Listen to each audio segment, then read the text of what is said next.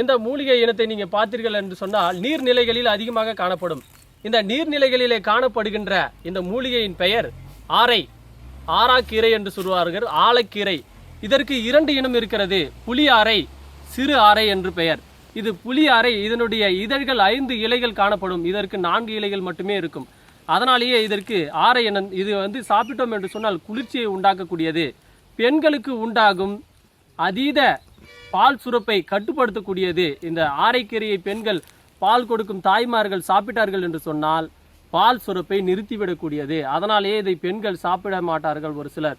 ஆனால் வயிற்று புண்களை குணமாக்கக்கூடியது.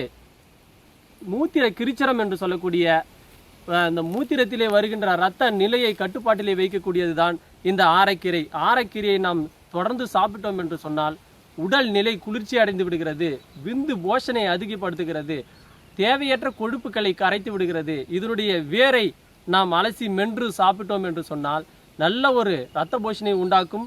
இது எலும்புகளிலே இருக்கக்கூடிய ஹீமோகுளோபின் லெவலை அதிகப்படுத்தும், எலும்புகளில் இருக்கக்கூடிய வாயுக்களை அகற்றி நல்ல ஒரு நிலைமையை உற்பத்தியாக்கும். இந்த ஆராக்கீரை பொடியை நாம் சுடுநீரில் அல்லது மோரிலே சாப்பிட்டு வந்தோம் என்று சொன்னால் கிரிச்சரலை என்று சொல்லக்கூடிய சிறுநீர் எரிச்சல், இந்த சிறுநீர் தாரையிலே புண், அதிகப்படியான புரஸ்டேட் என்று ஆங்கிலத்திலே சொல்வார்கள், இந்த சிறுநீர் எரிச்சலை குணப்படுத்தக்கூடியது. சிறுநீரில் ரத்தம் கலந்து வரும் நிலை மாறி நல்ல ஒரு சுகத்தை கொடுக்கக்கூடிய ஒரு அருமையான இனம்தான் இந்த ஆரை.